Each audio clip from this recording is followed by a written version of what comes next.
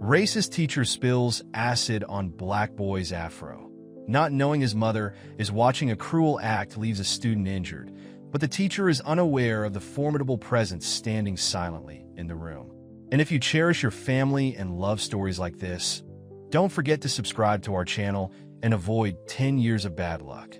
The fluorescent lights buzzed overhead as Professor Harrison entered room 237 of Lincoln High School. His leather shoes clicked against the linoleum floor, each step deliberate and measured. The classroom fell silent immediately. Not the comfortable quiet of focused students, but the tense stillness of prey animals sensing a predator. Marcus Johnson sat in the third row, his notebook already open, pencil positioned perfectly parallel to his detailed chemistry notes. At 16, he was the top student in his AP chemistry class, though Harrison had never once acknowledged this fact. Other teachers frequently praised Marcus's analytical mind and his ability to explain complex concepts to struggling classmates. But in this room, his raised hand might as well have been invisible. The other students noticed. They always did. Some exchanged knowing glances whenever Harrison deliberately called on someone else, even when Marcus was the only one with the correct answer. Today was no different as Harrison began his lecture on acid-base reactions, his eyes scanning the room, but somehow always managing to skip over the space Marcus occupied. "We'll be conducting a demonstration with hydrochloric acid today," Harrison announced, his voice carrying the same monotonous tone he'd used for 27 years of teaching. He moved to the front laboratory station, where the equipment was already set up. The glass beakers caught the morning light, creating prism-like reflections on the walls. Marcus leaned forward slightly, his natural enthusiasm for chemistry temporarily overwhelming his usual caution in Harrison's presence. His hair, worn in a carefully maintained afro that had taken months to grow and style, shifted slightly with the movement. Harrison's eyes snapped to it immediately, his lips tightening into a thin line. "Mr. Johnson," Harrison said, his voice dripping with barely concealed disdain, "perhaps you'd like to sit further back. That distraction on your head might block the view for other students who actually care about their education." The room grew even quieter, if that was possible. Someone gasped softly. Marcus felt his face grow hot, but he remained still, his expression carefully neutral, a skill he'd learned early and practiced often in Harrison's class. "Sir," Marcus responded evenly, "I can see fine from here, and no one has complained about their view." His voice was steady, professional, exactly the tone his mother had taught him to use when dealing with people like Harrison. Harrison's nostrils flared. He turned to the demonstration table, his movements becoming jerky and aggressive as he began setting up the experiment. His hand shook slightly as he reached for the bottle of hydrochloric acid, a detail that didn't escape Marcus's attention. The warning signs were there: Harrison's agitation, his unsteady hands, the way he wasn't following proper safety protocols. Marcus noticed them all, his mind cataloging each deviation from standard procedure. But speaking up would only make things worse.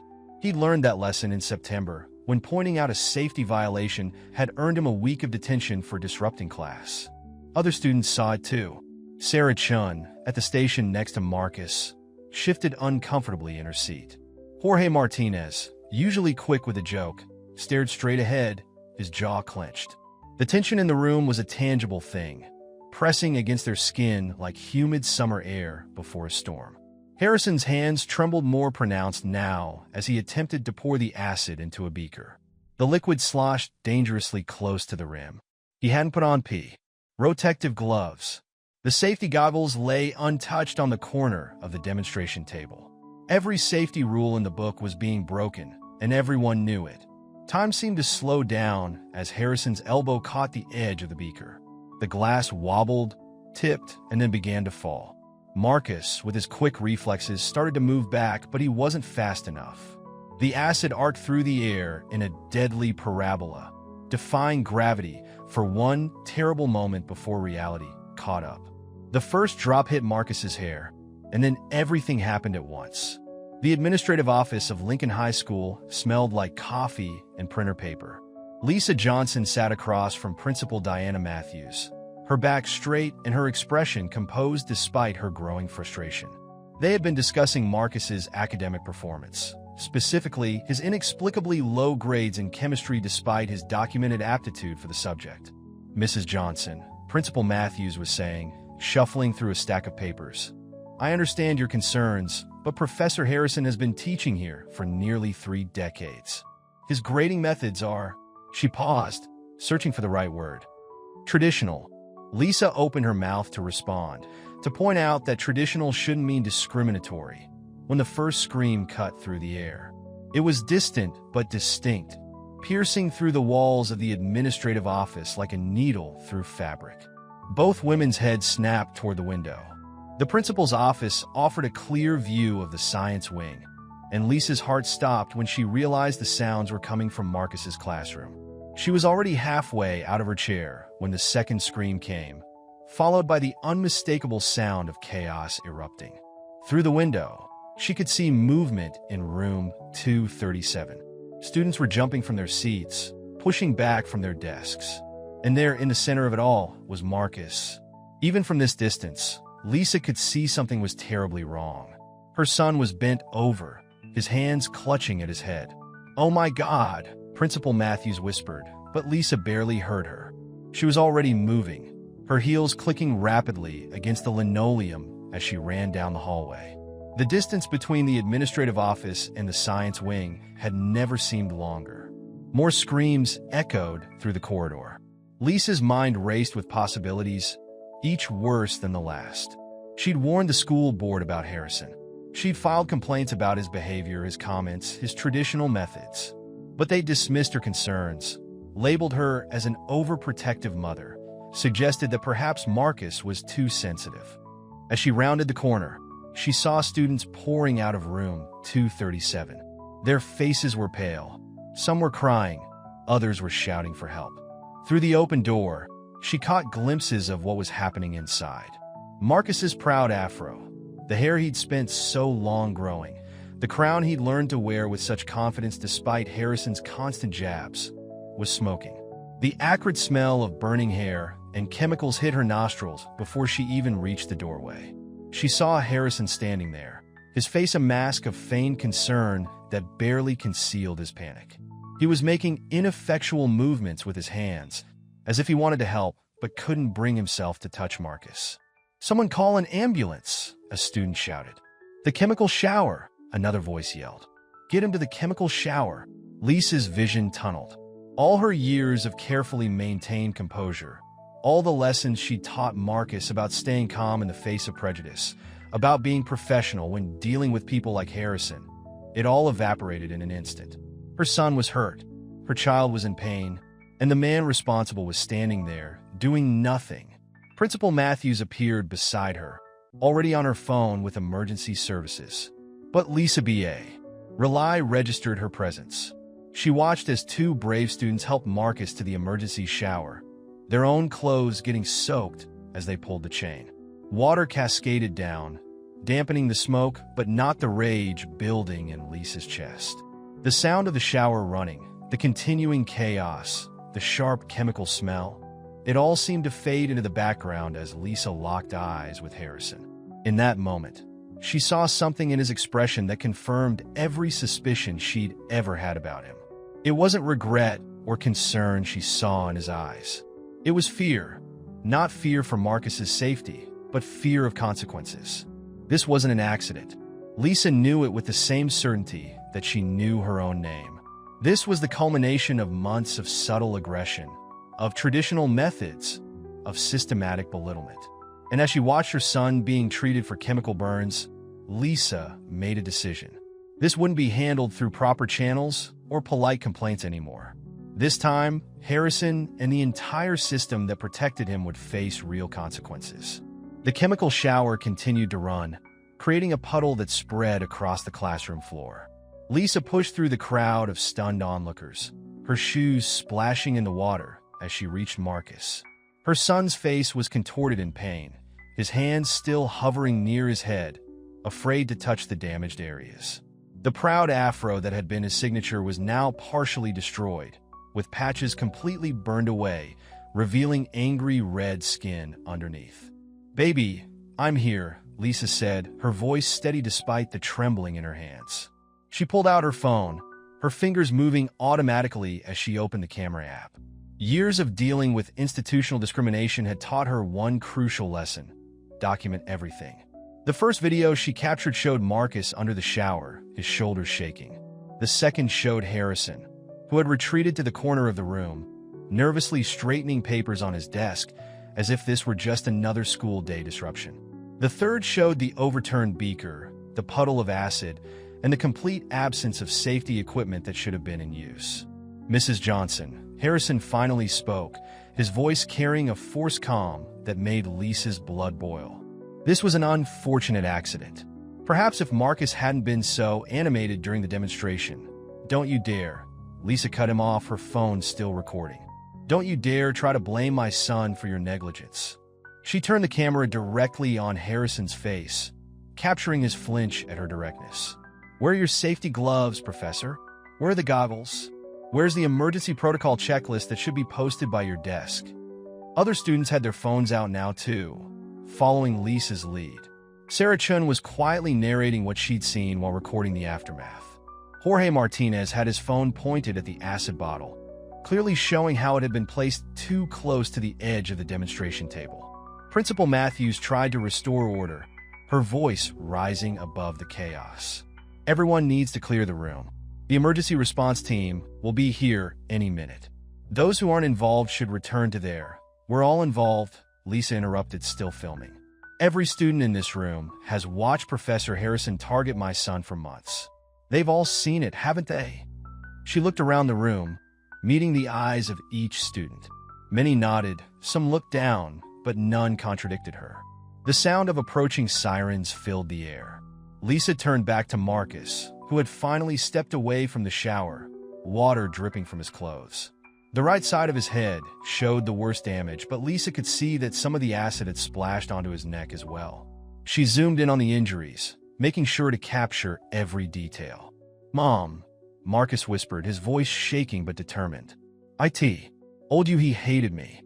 I told you." Lisa's hand steadied as she continued filming. "I know, baby, but now everyone else is going to know too." She turned to address the room at large. "I want statements from everyone who saw what happened. Everything you remember, everything you've seen in this class before today. Email them to me, text them, write them down. I don't care how you do it, but do not let this get swept under the rug." Harrison's face had gone pale. "Now, Mrs. Johnson, there's no need to be dramatic. These things happen in science labs. That's why we have insurance and procedures. These things happen." Lisa's voice was deadly quiet. "Acid happens to fall on the only black student in your AP chemistry class. The student you've been making comments about all year? The student whose grades mysteriously don't match his test scores?" She stepped closer to Harrison, her phone capturing every bead of sweat on his forehead. "No, professor. This didn't just happen. This happened because you let it happen, and I'm going to make sure everyone knows it." The paramedics arrived then, their entrance adding to the chaos. But Lisa kept filming, capturing their initial assessment, their questions about what chemicals were involved, their concern about the lack of proper safety equipment. She filmed as they helped Marcus onto a stretcher, as Harrison fumbled through his safety documentation, as Principal Matthews tried to maintain some semblance of control over the situation. And when the paramedics started to wheel Marcus out, Lisa finally lowered her phone and took her son's hand. But not before she had caught one last clip. Harrison's face as he realized that this time, there would be no hiding behind tradition or tenure. This time, there was evidence. 3 days after the incident, Lisa's living room had transformed into an impromptu command center. 20 parents sat wherever they could find space, on couches, chairs, and even cross-legged on the floor. The coffee table was covered with printed emails, student statements, and medical reports detailing Marcus's chemical burns. "My daughter came home crying that day," said Mrs. Chun, Sarah's mother, holding up her phone with her daughter's recorded testimony. "She said she's been watching Professor Harrison target Marcus all year, but was too afraid to speak up.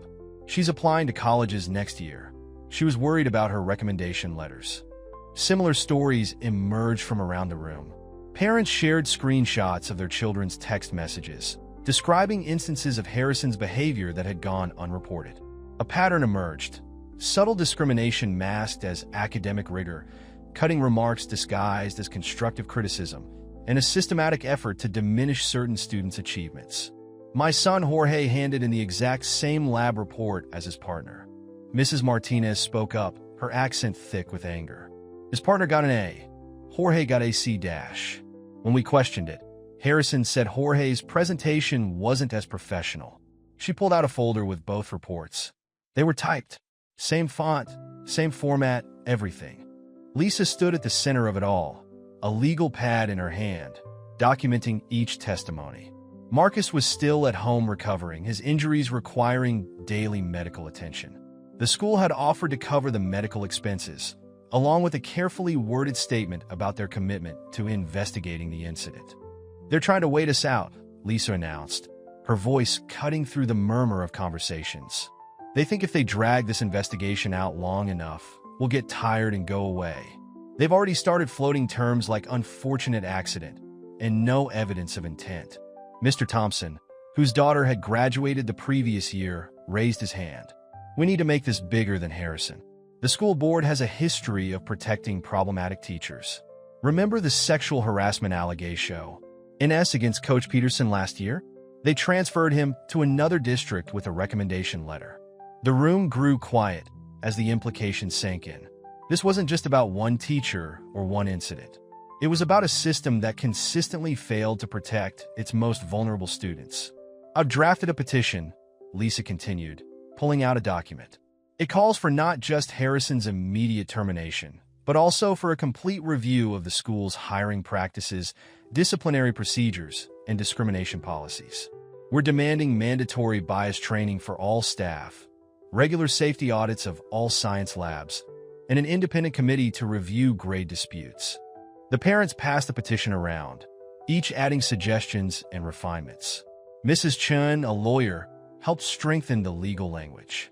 Mr. Rodriguez, who worked in public relations, suggested ways to frame their demands for maximum media impact. "We need to move fast," Lisa pressed. "The school board meets next week. I want 500 signatures by then. We need to show them this isn't just about Marcus. It's about every student who's ever felt unsafe or unfairly treated in that school." The room buzzed with renewed purpose. Parents pulled out their phones, creating group chats and social media campaigns. Mrs. Martinez, who ran a local coffee shop, offered to put petition sheets by her register. Mr. Thompson, a church deacon, promised to bring it up at Sunday service. "And we need to protect the students who speak up," Lisa added, her voice firm.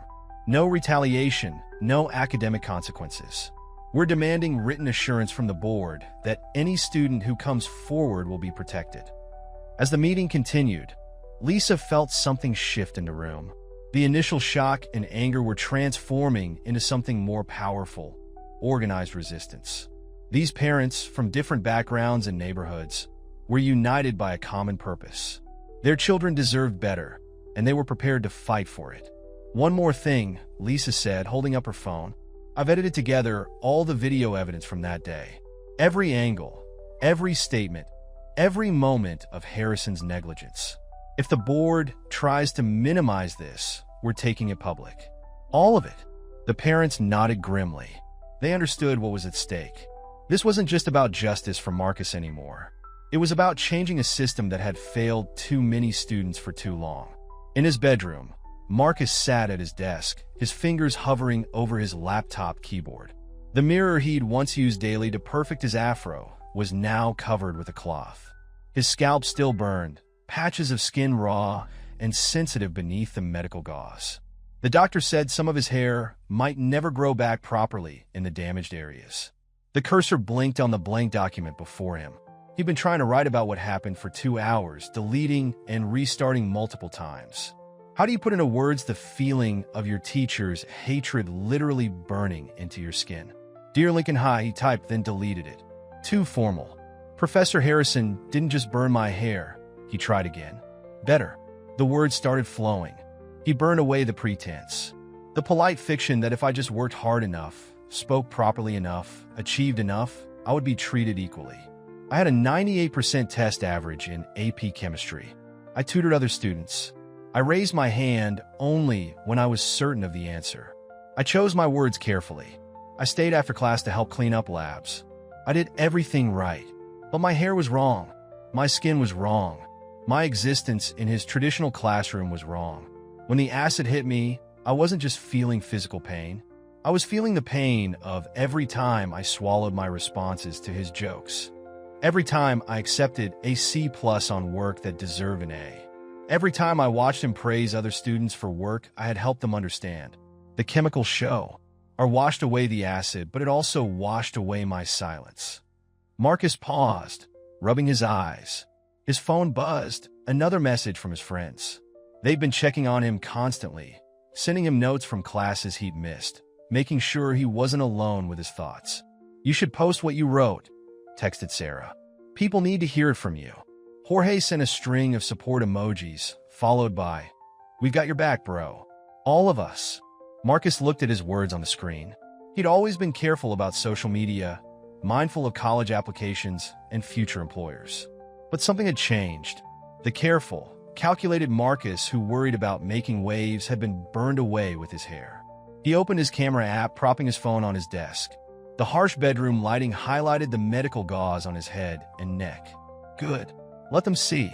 My name is Marcus Johnson," he began, his voice steady. "I'm a junior at Lincoln High School, and this is what traditional teaching methods look like." He read his written words, adding details he hadn't been able to type. The way Harrison would always pair him with struggling students, then grade him down for not showing individual work. The snide comments about his hair blocking the board, even though he sat in the third row. The day Harrison accused him of cheating because his lab results were too perfect. "I'm not making this video to get sympathy," he continued, gaining confidence. "I'm making it because there are other students like me. Students who learn to make themselves smaller, quieter, less noticeable just to survive certain classrooms. We convince ourselves it's normal. We tell ourselves to just get through it." He touched the gauze gently. "But there's nothing normal about this. There's nothing traditional about hatred. And I'm done being quiet." Marcus ended the recording and watched it back once. No editing needed. This wasn't about being perfect. It was about being real. He posted it to his social media accounts with a simple caption: "What happened at Lincoln High? The truth from the source." Within minutes, the notifications started flooding in. His classmates shared it, adding their own stories in the comments. Former students of Harrison emerged with similar experiences. Local community groups picked it up, then local news sites. His phone kept buzzing. Messages of support mixed with interview requests. But the comments that hit hardest came from other students. "This happened to me too. I thought I was the only one. Thank you for speaking up." Marcus looked at his reflection in his phone screen, at the bandages that marked where Harrison's accident had burned him. He'd lost his hair, but he'd found his voice, and he was going to make sure it was heard. The video hit 100,000 views by midnight. By morning, local news vans lined the street outside Lincoln High School. Marcus's face, bandaged and determined, appeared on every morning show in the state. His words became hashtags. Hashtag silence in class, hashtag the traditional method, hashtag Lincoln High Truth. Lisa sat in the Channel 7 news station's green room, reviewing her talking points while a makeup artist powdered her face. Her phone hadn't stopped ringing since Marcus's video went viral. She'd already turned down Good Morning America. This needed to stay local, needed to focus on real change rather than national sensationalism. "Mrs. Johnson, we're ready for you," a producer called. The studio lights were hot as Lisa took her seat. The anchor, Jennifer Hayes, had already watched Marcus's video 15 times, she'd said. Had cried. Had called the school board herself, demanding comments. "We're live in 3, 2. Our top story tonight. Disturbing allegations of discrimination and safety violations at Lincoln High School. A student's powerful testimony has sparked what some are calling a long overdue reckoning in our education system." With us tonight is Lisa Johnson, mother of Marcus Johnson, the SD student who was injured in what the school initially called an unfortunate laboratory accident. Lisa leaned forward. "Let's be clear, Jennifer. There was nothing unfortunate or accidental about what happened to my son. Professor Harrison violated every safety protocol in that lab. He had no protective equipment set up, no safety goggles, no gloves, no proper containment procedures for hazardous materials. And this happened after months of documented discrimination. The anchor nodded gravely. We've reached out to Professor Harrison for comment. His attorney provided a statement claiming that the incident was, quote, a regrettable accident caused by classroom disruption. Lisa's laugh was sharp and without humor. Classroom disruption? We have 27 student statements describing exactly what happened. We have videos from multiple angles. The only disruption was Harrison's own negligence and bias. The interview continued, Lisa methodically laying out the pattern of discrimination, the school's failure to act on previous complaints, the systemic issues that allowed teachers like Harrison to operate with impunity. She was calm, prepared, armed with facts and documentation. Then came the moment she'd been waiting for.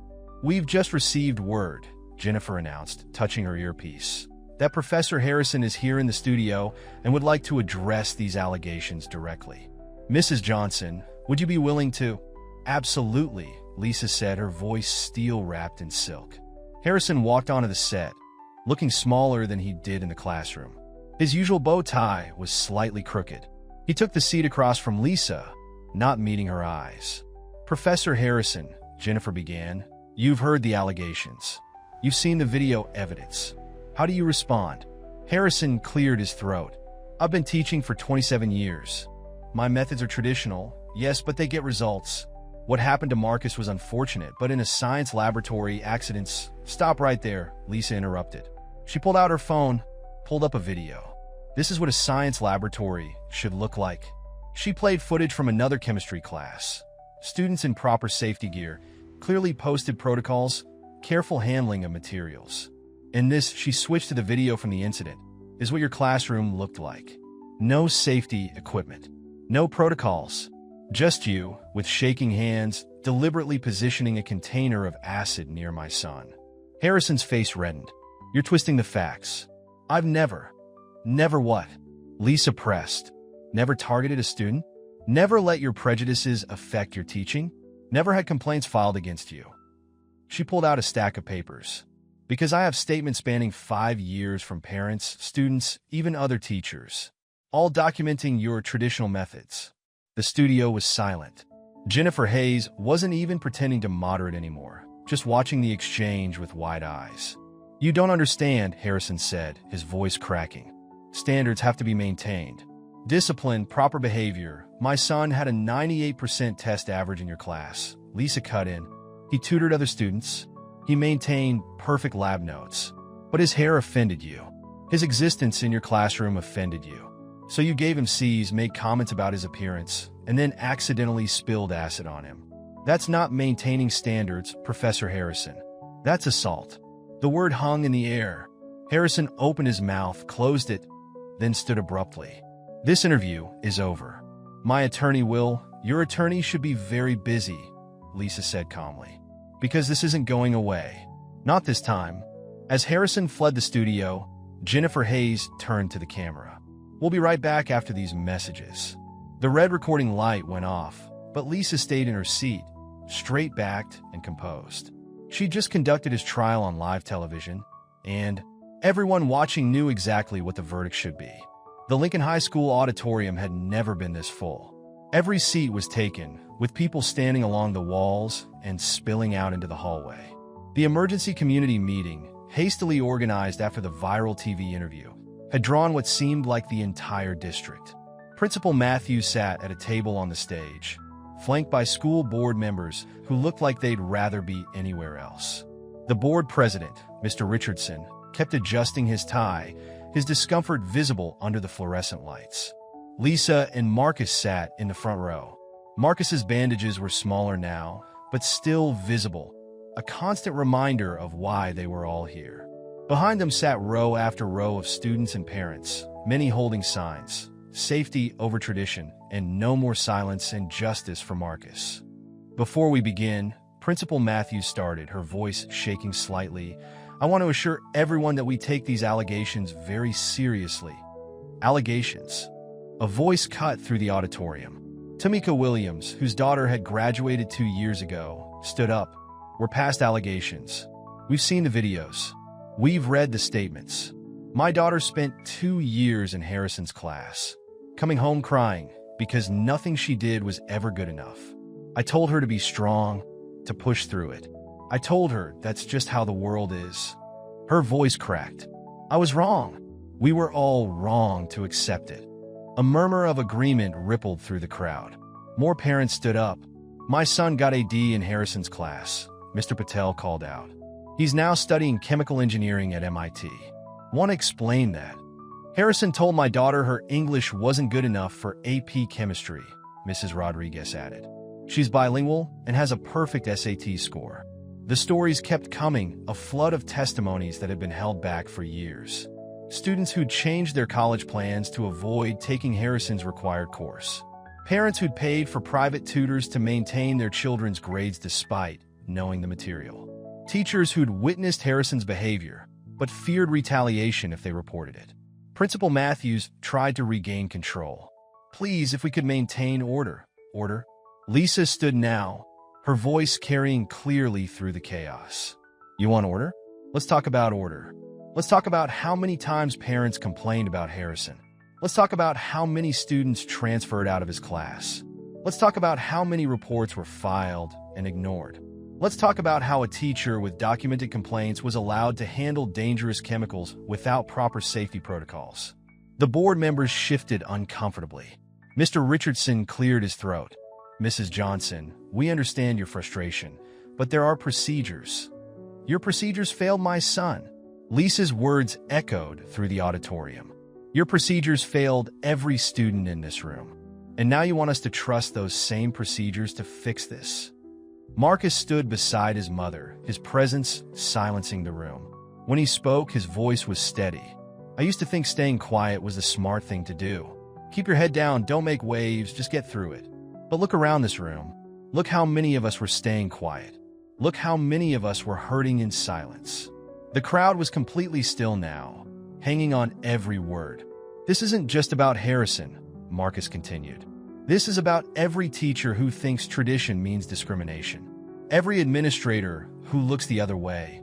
Every policy that protects the system instead of the students. We're not asking for changes anymore. We're demanding them. A slow clap started somewhere in the back of the auditorium. It spread, building in a thunderous applause. Mr. Richardson tried to speak over it, but his words were drowned out by the sound of hundreds of people finally refusing to be silent. The following afternoon, Harrison called his own press conference in the parking lot of his attorney's office. The turnout was smaller than the school meeting, but news cameras still gathered to record his statement. He'd exchanged his usual bow tie for a conservative necktie, his appearance carefully cultivated to project authority and professionalism. I have served this community for 27 years, Harrison began, reading from prepared notes. In that time, I have maintained the highest standards of academic excellence. What happened in my classroom was a regrettable fatalite. He stumbled over the word, then corrected himself. Fatality. An accident that could have happened in any laboratory setting. The small crowd of reporters shifted restlessly. One raised her hand. Professor Harrison, how do you explain the complete lack of safety equipment during the demonstration? Harrison's fingers tightened on his notes. As I said, this was a fatalite, an accident. In the heat of teaching, sometimes, we have footage showing you deliberately positioning the acid container near Marcus Johnson's workspace. Another reporter interrupted. Was that also in the heat of teaching? You're twisting things, Harrison snapped, his composed facade cracking. These accusations are ridiculous. I am being targeted by a mob mentality, by people who don't understand the importance of maintaining traditional academic standards. What exactly are traditional academic standards? Lisa's voice cut through the parking lot. She emerged from behind the news vans, phone in hand, Marcus beside her. Because we have your grading records here, Professor. Would you like to explain why students of color consistently received lower grades for identical work? Harrison's face reddened. That's confidential information. Not anymore. Lisa held up her phone, playing a video. It showed Harrison in his classroom after hours, systematically changing grades in his electronic gradebook. The IT department was very helpful once the school board started their investigation. They pulled your computer access logs. Interesting how many times you adjusted grades after they were initially entered. The reporter surged forward, cameras flashing. Harrison retreated a step, bumping into the podium. This is "This is a violation of privacy," he sputtered. "My attorney will—" "Your attorney should see this too," Lisa continued, switching to another video. This one showed Harrison in his classroom, making comments about various students' appearances, their names, their accents. The footage was damning, captured by students over months of subtle recording. "You called it a fatalite." Marcus spoke up, his voice clear and steady. "But accidents don't have a pattern. Accidents don't target specific students. Accidents don't come with a history of documented discrimination." Harrison's attorney tried to step in to end the press conference, but Harrison pushed him aside. His careful facade had completely crumbled. "You don't understand," he nearly shouted. "Standards are dropping everywhere. Discipline is eroding. These children come into my classroom expecting special treatment." "Special treatment?" Marcus stepped forward. "Like being given lower grades for perfect work? Like having acid accidentally spilled on us? Like being told our very presence is a disruption?"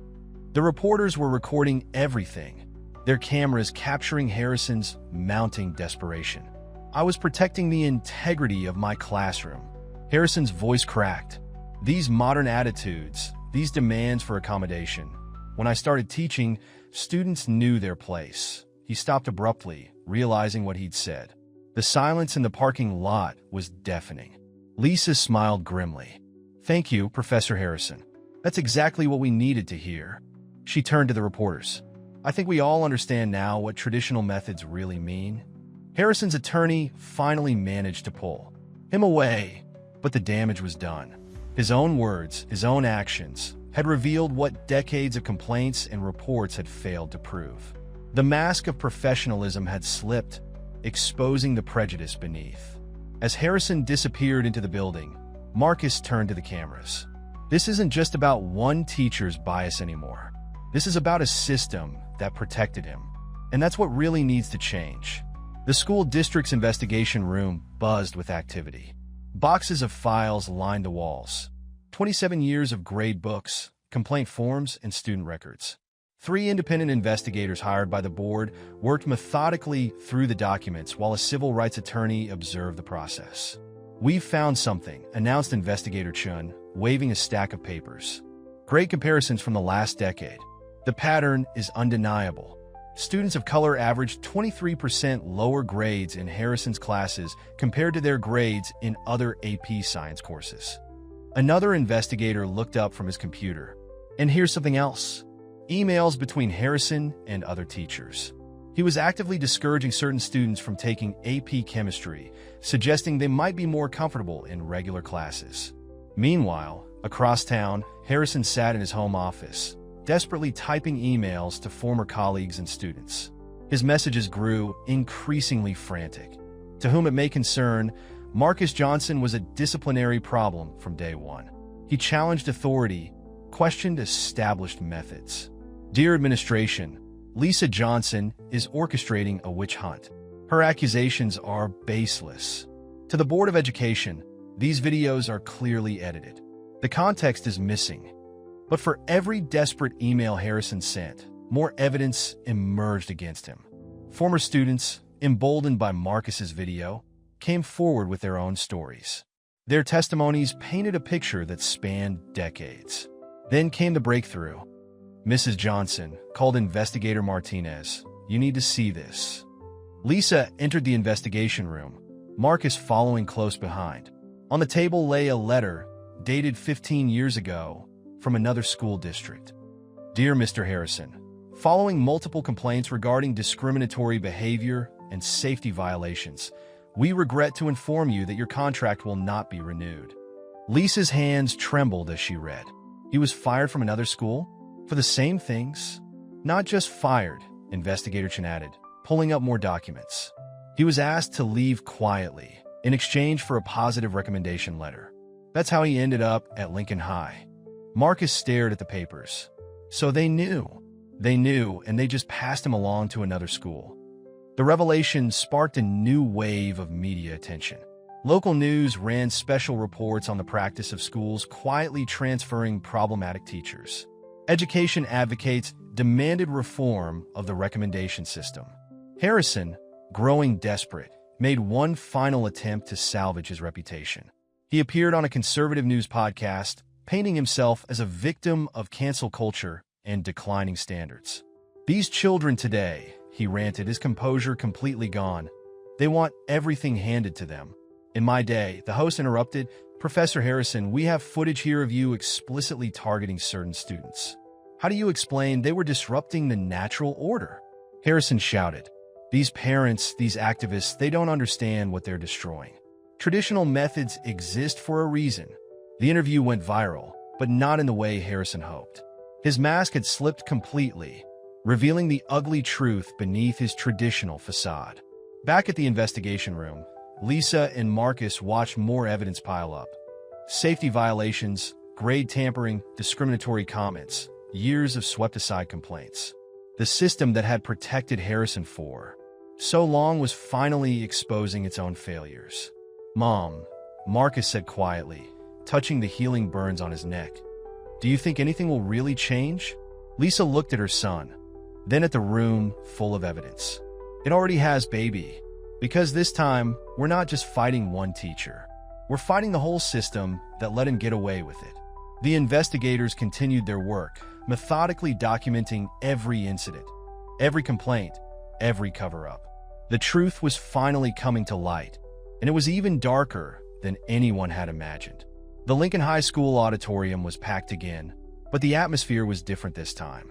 Principal Matthews stood at the podium, her usual polished demeanor showing signs of strain. The school board members sat behind her, their faces grim. After a thorough investigation, Matthews began, her voice echoing through the sound system. The board has reached a unanimous decision. Professor Harrison's employment with Lincoln High School is terminated, effective immediately. The announcement was met not with cheers, but with a heavy silence. Everyone knew this wasn't the end, merely the beginning. Furthermore, Matthews continued, the board has approved a comprehensive overhaul of our hiring practices, safety protocols, and discrimination policies. We acknowledge our failure to protect our students, and we are committed to meaningful change.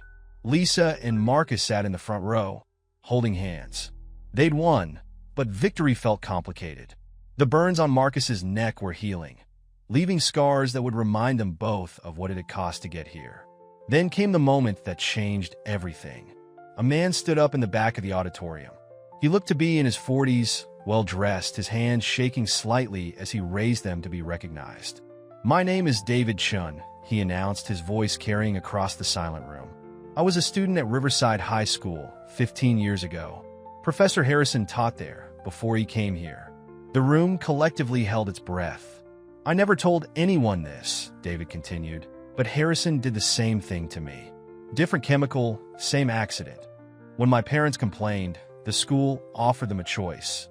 Stay quiet, and they'd help me transfer to a better school, or fight it and risk my academic future. Lisa stood up slowly. They covered it up? They did more than that, David said, pulling out a folder. After I saw Marcus's video, I started making calls. I found others. 5 schools in 3 states. Different names for Harrison at some of them. Always the same pattern. Targeting students, accidents, quiet transfers. The schools helped him move on each time, wrote him recommendations. They were more worried about lawsuits than student safety. The revelation hit the room like a thunderbolt. This wasn't just about Harrison anymore. This wasn't even just about Lincoln High. This was about a systemic failure that crossed state lines, that prioritized institutional protection over student safety. Principal Matthews had gone pale. Board members whispered urgently among themselves. Reporters in the back of the room were already calling their editors. Marcus stood next to his mother, his voice steady as he addressed the crowd. They thought we'd stay quiet too. They thought we'd take their apologies and their medical bills and their promises to do better. But silence is what let this keep happening. Silence is what let Harrison hurt students for 27 years. Lisa took the microphone, her attorney now standing beside her. We're filing a class action lawsuit, she announced. Not just against Harrison, but against every school district that knew and chose to protect him instead of their students. Every administrator who wrote those recommendations. Every board member who approved those quiet transfers. The room erupted in movement. Parents were making calls, sharing contact information, Organizing Support G. Groups. Students were hugging, some crying, others finally feeling brave enough to share their own stories. David Chin made his way to the front, meeting Marcus's eyes. "I'm sorry I didn't speak up sooner," he said. "Maybe if I had." "It's not your fault," Marcus replied. "They counted on our silence. All of us. But not anymore." As the meeting dissolved into action plans and legal strategies, Lisa looked at her son. The scars would remain, but they had become something more than markers of injury. They were proof of survival, of resistance, of the courage to speak up. The story that began with acid and silence had become a catalyst for change, exposing not just one teacher's prejudice, but an entire system's complicity. Harrison had finally been stopped, but the real work, the work of transforming a broken system, was just beginning, and this time, no one was staying quiet.